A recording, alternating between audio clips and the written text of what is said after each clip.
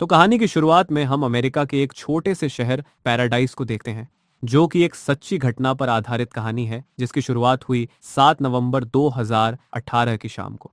इस वक्त केविन नाम का एक आदमी, जो कि स्कूल बस ड्राइवर है, सभी बच्चों को अपने अपने घर छोड़ने जा रहा था। इसके बाद उसने बस को गैराज में लगाया और अपनी बॉस से पूछा कि क्या इस महीने थोड़ा ओवर टाइम कर सकता हूं मैं। लेकिन बॉस ने कहा कि देखो, तुमसे पुराने बहुत लोग हैं यहाँ पर। अगर ओवर टाइम की जरूरत पड़ी तो प्रेफरेंस पहले सीनियर को मिलेगी। अगर फिर भी जरूरत पड़ी तो तुम्हें बताऊंगी। फिर जब केविन घर पहुंचा तो उसे डॉक्टर का कॉल आया, जो उसके कुत्ते का इलाज कर रहा था। डॉक्टर ने बताया कि तुम्हारे कुत्ते का कैंसर धीरे धीरे पूरे शरीर में फैल चुका है, तुम्हें जल्द से जल्द फैसला लेना होगा। अच्छा यही होगा कि इसे सुला दिया जाए। परेशान होकर केविन अपने कुत्ते के साथ उसके बचे हुए आखिरी घंटे बिताने लगा। मगर जैसे ही केविन को पता चला कि उसका बेटा आज भी स्कूल नहीं गया, तो वो और ज्यादा परेशान हो गया। उसका बेटा शॉन रोज नए नए बहाने लगाता था स्कूल ना जाने के। केविन ने उसे समझाने की कोशिश की कि पढ़ाई लिखाई जरूरी है। शॉन को पता था कि उसके पिता ने अपनी पढ़ाई पूरी नहीं की, इसलिए वो केविन से कहने लगा कि आपने भी तो स्कूल बीच में छोड़ दिया था, मैं भी छोड़ दूंगा तो क्या हो जाएगा। केविन ने उसे समझाने की कोशिश की कि पागल हो गया है क्या, मेरी तो मजबूरी थी, तुझे तो मौका मिल रहा है ना, और फिर मैंने जो गलती की वो तू क्यों कर रहा है। लेकिन शॉन ने बस चिढ़कर म्यूजिक की आवाज बढ़ा दी ताकि उसके पिता की बात उसे सुनाई ही ना दे। केविन अपने परिवार को खुश रखने के लिए दिन रात मेहनत करता था। वह अपने बेटे को एक बेहतर जिंदगी जीते हुए देखना चाहता था। खैर, उदास होकर अब केविन अपने कुत्ते को लेकर डॉक्टर के पास चल दिया। जब वो केविन की जिंदगी में आया था तो बस एक छोटा सा प्यारा सा पिल्ला था। इतने लंबे समय तक वो केविन का सबसे खास दोस्त रहा है। उसने बड़े भारी मन से डॉक्टर से कहा कि सुला दीजिए इसे, अब मैं इसे और परेशान होते हुए नहीं देख सकता। अगले दिन अचानक से मौसम बहुत खराब हो गया। तेज हवाएं चलने लगीं, तूफान रुकने का नाम ही नहीं ले रहा था। तभी एक बिजली के खंभे में जोरदार धमाका हुआ और बिजली की तारें सूखे हुए पहाड़ों के ऊपर गिर गईं। देखते ही देखते वहां हर तरफ आग फैल गई। ठीक इसी सुबह जब केविन अपने काम पर पहुंचा तो उसने महसूस किया कि आसमान कुछ काला सा है। फिर वो रोज की तरह अपनी बस लेकर बच्चों को स्कूल छोड़ने निकल पड़ा। जब केविन वापस आया तो रूबी ने उससे कहा कि बस को मैकेनिक के पास ले जाओ, सर्विस करवा ही लो, इसकी ओवर टाइम दे दूंगी तुम्हें। ठीक उसी वक्त फायर डिपार्टमेंट को एक ट्रक ड्राइवर का कॉल आया और उसने पहाड़ों में लगी हुई आग की जानकारी फायर डिपार्टमेंट को दी।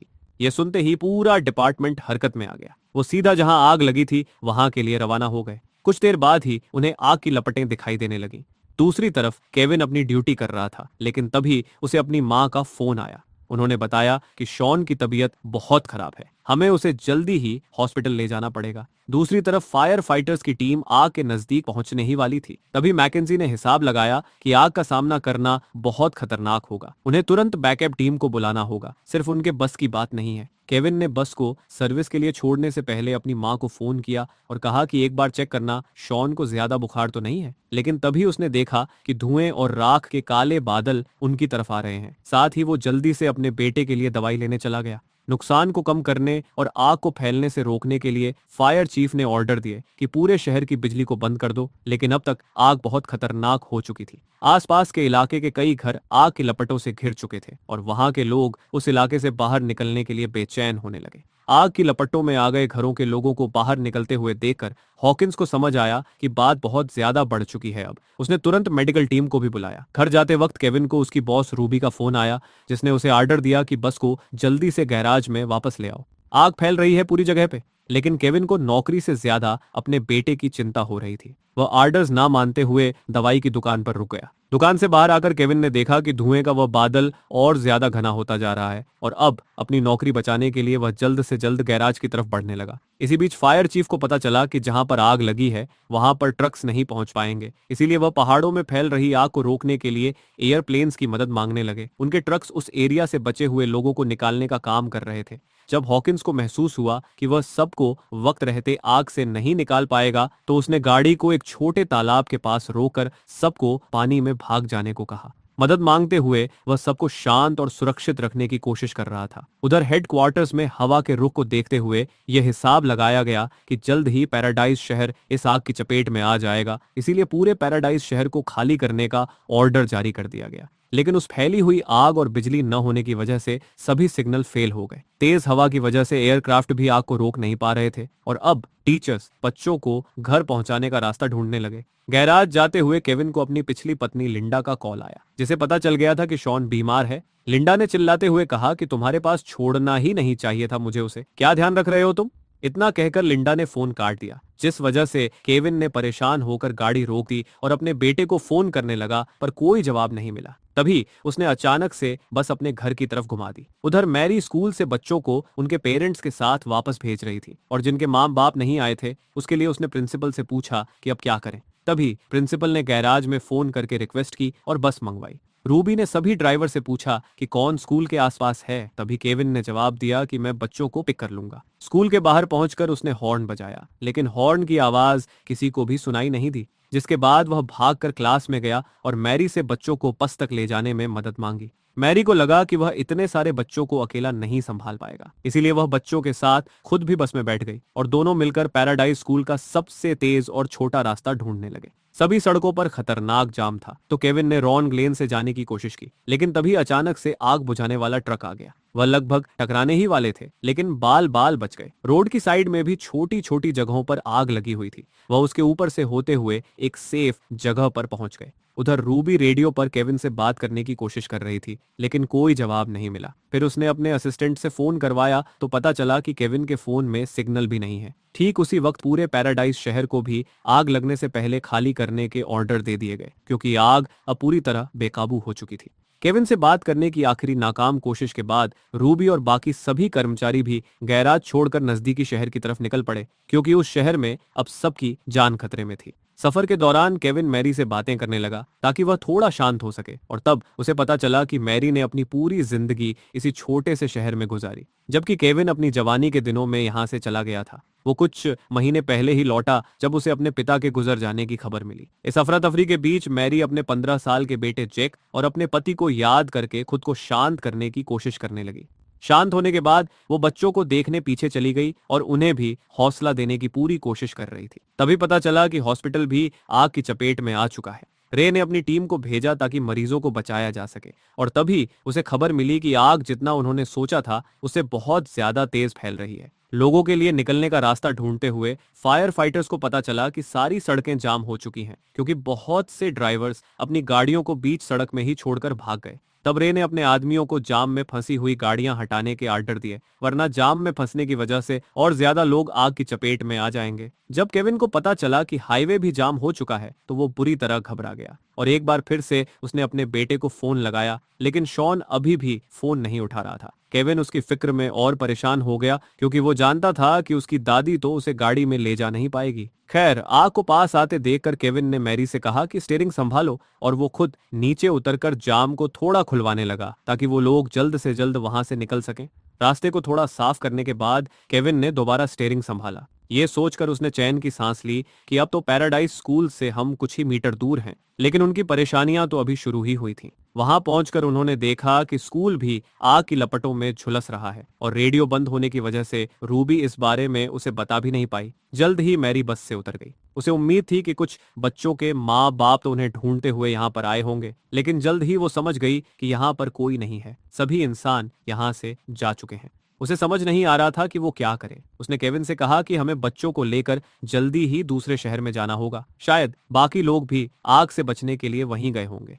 अपने आसपास हर तरफ आग और राख देखकर बच्चे बहुत घबरा गए थे। उन्हें लग रहा था कि वो कभी अपने माँ बाप से नहीं मिल पाएंगे, लेकिन मैरी उन्हें जैसे तैसे शांत करने की पूरी कोशिश कर रही थी। इस इलाके से बाहर निकलने के लिए जब केविन एक बड़े हाईवे की तरफ बढ़ा, तभी उसने देखा कि बिजली की तार हिल रही है, और फिर अचानक उनमें से एक तार टूटकर नीचे भी गिर गई, जिस वजह से कई दुर्घटनाएं हुई। बस को उस तार के करंट से बचाने के लिए केविन को एक दूसरा रास्ता पकड़ना पड़ा।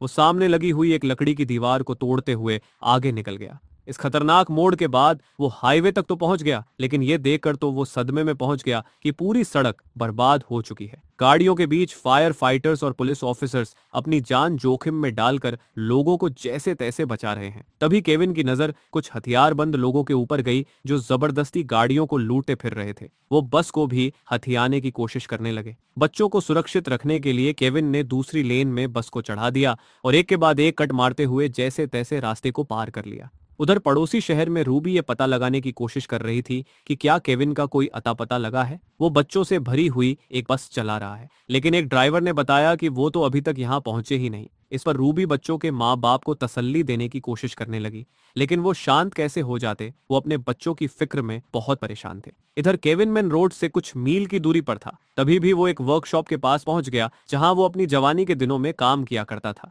उसकी जानकारी के हिसाब से उस बिल्डिंग के दूसरी तरफ एक एक सड़क है जो उन्हें शहर से बाहर निकाल देगी। वो निकलने ही वाले थे कि तभी बस में बैठे हुए एक बच्चे की तबीयत बहुत खराब होने लगी। इस धुएं और घबराहट ने बच्चों के शरीर पर बहुत असर डाला था। ये देखकर मैरी ने केविन को गाड़ी रोकने को कहा और वह बच्चे के लिए पानी ढूंढने निकल पड़ी। जाते हुए उसने केविन से कहा कि अगर वह 5 मिनट में वापस नहीं आई तो बिना उसके सफर जारी रखे। मैरी वहां पानी ढूंढते हुए एक वैन में घुस गई और वहां उसे पानी की बोतल से भरी हुई एक क्रेट मिली। वो दौड़कर बस की तरफ लौट ही रही थी कि तभी रास्ते में उसे एक हथियार बंद आदमी दिखाई दिया। लेकिन तभी अचानक से पीछे एक धमाका हुआ, जिस वजह से उस आदमी का ध्यान भटका और मैरी भागकर बस में चढ़ गई। केविन ने बस का इंजन स्टार्ट कर लिया, लेकिन धमाके से उठी आग ने उसका रास्ता रोक लिया और उसे बस तक पहुंचने के लिए थोड़ा घूम कर जाना पड़ा। वर्कशॉप से निकलते ही थोड़ी देर बाद ही बस एक सुनसान कच्ची सड़क पर पहुंच गई। केविन ने बताया कि यही सड़क उन्हें वापस मेन हाईवे तक ले जाएगी, लेकिन दिक्कत यह है कि वहां तक पहुंचने के लिए उन्हें एक बड़ी घाटी को पार करना होगा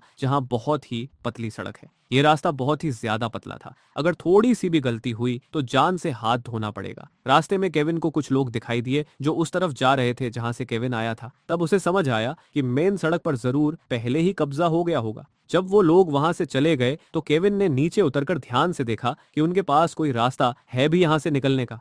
जल्द ही उसे समझ आया कि उनकी बस आग के बीचों बीच आ चुकी है। कोई उन्हें बचाने तक नहीं पहुंच पाएगा। केविन वापस बस में लौट आया और इस नतीजे पर पहुंचा कि बच्चों को बचाने का सिर्फ एक ही तरीका है। अब उन्हें बस के अंदर ही इंतजार करना होगा। केविन को उम्मीद थी कि आग के उन तक पहुंचने से पहले ही फायर फाइटर्स उसे बुझा देंगे, लेकिन अगर ऐसा नहीं हुआ तो वह लोग जल्द ही मारे जाएंगे। इस दौरान केविन ने मैरी को उसकी मदद करने के लिए कहा। अपनी कमीज के छोटे छोटे टुकड़े काटकर उसने मैरी से कहा कि इन कपड़ों को पानी से भिगा दो ताकि बच्चे उसे एयर फिल्टर की तरह इस्तेमाल कर सके। और साथ ही केविन टेप से सभी डक्ट्स को बंद करने लगा ताकि धुएं को बस के अंदर आने से रोका जा सके। ये सब करके वो भगवान से प्रार्थना करने लगा। कई घंटों तक आग पर काबू पाने की नाकाम कोशिश के बाद बेटी ने अपने बॉस से अकेले में बात करने की गुजारिश की। उसने बताया कि हमें रिपोर्ट मिल रही है कि कई लोग आग की वजह से अपनी गाड़ियों के अंदर फंसे हुए हैं। इसके अलावा हजारों लोग पैदल ही अपनी जान बचाने के लिए इधर उधर दौड़ रहे थे और अगर फायर फाइटर्स इस मुसीबत को जल्द से जल्द काबू में नहीं ला पाए तो सुबह तक जान गंवाने वालों की संख्या कई हजारों में होगी। ये सब सुनकर रे को एहसास हुआ कि उसे आग बुझाने और लोगों को बचाने के बीच में फैसला करना होगा। फंसे हुए लोग बहुत ज्यादा थे तो उसने अपने सभी फायर फाइटर्स को ऑर्डर दिया कि जल्द से जल्द लोगों को बाहर निकालो, इसी चीज पर ध्यान दो। उधर बस में केविन ने बच्चों को खिड़कियों से थोड़ा दूर रहने को कहा क्योंकि बहुत ज्यादा बढ़े हुए टेम्परेचर की वजह से अब शीशे गर्म होने लगे थे। अब वो अपनी सीट पर बैठकर दिमाग को शांत करते हुए मदद का इंतजार करने लगा। उधर मैरी ने बताया कि मैंने अपनी पूरी जिंदगी में सिर्फ 2 बार इस शहर से बाहर कदम रखा है। एक बार छुट्टियां मनाने गई थी और दूसरी बार अपने हनीमून पर। बचपन से ही मैरी का विश्वास था कि अपने छोटे से शहर में वो बिल्कुल महफूज है, लेकिन अब उसे एहसास हो रहा था कि यह जीने का कोई तरीका नहीं है। उसने अपने आप से वादा किया कि अगर वो इस आग से बच गई तो पूरी दुनिया घूमेगी। यूं एक जगह घुट घुट कर नहीं जीने वाली मैरी की तरह ही केविन को भी अपनी मौत सामने देकर बहुत सी चीजें याद आई। साल पहले उसका अपने पिता के साथ एक शाम झगड़ा हुआ था। मैं 16 साल का था, इतना नाराज हो गया कि घर छोड़ दिया। फिर एक दिन अचानक माँ का फोन आया कि पापा बहुत बीमार हैं। मैंने सोचा कि एक आखिरी बार मिलकर सब कुछ ठीक कर लूंगा, लेकिन जब तक वापस आया वो जा चुके थे। अपने पिता को खोने के बाद केविन ने सोचा कि अपने बेटे के साथ अपना रिश्ता सही रखूं, लेकिन उस तरफ भी चीजें कुछ खास सही नहीं थी। ये सोचकर केविन रोने लगा कि मैं ना तो एक अच्छा बाप बन पाया ना ही बेटा। उसी समय जैसे ही केविन को एहसास हुआ कि आग बस के करीब पहुंच रही है, तभी वो फुर्ती दिखाते हुए आग बुझाने वाला सिलेंडर लेकर बाहर निकला ताकि आसपास की आग को बुझाए उन्हें और समय मिल जाए। वो मैरी के साथ मिलकर बच्चों की जिंदगी को जितना लंबा हो सके उतना खींचने की कोशिश करता रहा। जब उसे समझ आ गया कि वो आग को गाड़ी तक पहुंचने से नहीं रोक पाएगा, अब उन्हें आग की चादर से होते हुए ही जाना पड़ेगा। उसी पल उसे पता चला कि गर्मी की वजह से इंजन काम करना बंद कर चुका है, तो वह जल्दी से उसे ठीक करने के लिए दौड़ा। कुछ देर बाद उसने अंदर बैठी मैरी से कहा कि जल्दी से चाबी घुमाओ। खुशकिस्मती से इंजन स्टार्ट हो गया। अब केविन ने जल्दी से स्टीयरिंग संभाला और आग के बीच से गाड़ी निकालने के लिए रेस पर जोर से पैर रख दिया। जैसे ही वह आग की लपटों के बीच से गुजरे, बच्चे घबरा गए और उन्हें लगा कि शायद वह अपने माँ बाप को दोबारा कभी नहीं देख पाएंगे। उस पल के लिए मैरी भी बहुत बुरी तरह डर गई। उसने अंदर ही अंदर अपनी मौत को अपना लिया था, लेकिन केविन फैसला कर चुका था कि वो कुछ भी करके बच्चों को सही सलामत उनके माँ बाप तक पहुंचाएगा। कुछ ही मिनटों में वह आग के बीच से गाड़ी निकालने में कामयाब हो गया। कुछ ही देर में वह आखिरकार सड़क पर पहुंच गए। पैराडाइज शहर पर छाए हुए धुएं के बादलों से दूर केविन ने आखिरकार चैन की सांस ली। मैरी को तो इस बात पर यकीन ही नहीं हो रहा था कि वह लोग जिंदा बच गए हैं। थोड़ी देर बाद बस पड़ोसी शहर के रेफ्यूजी सेंटर पहुंची और बच्चे फिर से अपने माँ बाप से मिल गए। ये देखने के बाद कि सभी बच्चों को उनके माँ बाप के हवाले कर दिया गया है, मैरी ने खुशी के मारे केविन को गले लगाया और उन सबको सही सलामत शेल्टर तक पहुंचाने के लिए शुक्रिया कहा। तभी उसने अपनी बहन को अपने बेटे के पास खड़ा देखा और वह यह देखकर बहुत खुश हुई कि दोनों सही सलामत हैं, क्योंकि स्टीवन शहर से बाहर था, इसलिए मैरी जानती थी कि वो खतरे में नहीं है। दूसरी तरफ जब केविन रूबी से मिला तो रूबी की आंखों में आंसू आ गए। रूबी ने उसकी बहादुरी को सलाम किया। इतनी मुसीबत के समय पर भी तुम काम करते रहे। खैर, अपना मिशन पूरा करने के बाद केविन को अपनी माँ और बेटे की चिंता हो रही थी। लिस्ट देखने पर उसे पता चला कि उनके नाम तो यहाँ है ही नहीं। घबराकर केविन पूरे शेल्टर में अपने परिवार को ढूंढने लगा। तभी उसने एक एम्बुलेंस के पास अपनी माँ को इलाज करवाते हुए देखा तो केविन ने तुरंत उनके पास जाकर पूछा कि माँ, आप यहाँ तक कैसे पहुंची? जेरी ने बताया कि हमारा जो पड़ोसी है वो मुझे घर से सीधा यहाँ ले आया, जबकि शॉन को उसकी माँ लिंडा अपने साथ ले गई। आग फैलने की खबर सुनते ही वो जल्दी से अपने बेटे को बचाने पैराडाइज पहुंच गई थी। ये सुनकर केविन ने आखिरकार चैन की सांस ली। अगले दिन जब फायर फाइटर्स आग पर काब पाने में कामयाब हो गए तो केविन ने अपने घर जाकर देखा कि क्या कुछ बचा है। उसने देखा कि सब कुछ जलकर राख हो गया था। अपने बेटे के बचपन की एक अधजली तस्वीर उठाकर केविन उदासी के साथ अपने घर को देखता रहा। तभी उसे गाड़ी अपने पास आती दिखाई दी। जैसे ही लिंडा ने गाड़ी पार की, तभी शॉन गाड़ी से उतरकर अपने पिता को गले लगाने के लिए दौड़ पड़ा। उस लम्हे में केविन को यकीन हो गया कि अभी देर नहीं हुई है। वो अभी भी एक अच्छा पिता बन सकता है, अपने बेटे के साथ अपने रिश्ते को बेहतर बना सकता है और इसके लिए जो भी जरूरी होगा वो सब करेगा। और ये सब दिखाते हुए ये कहानी खत्म होती है। और ऐसी ही वीडियो देखने के लिए हमें फॉलो और सब्सक्राइब एंड लाइक करें।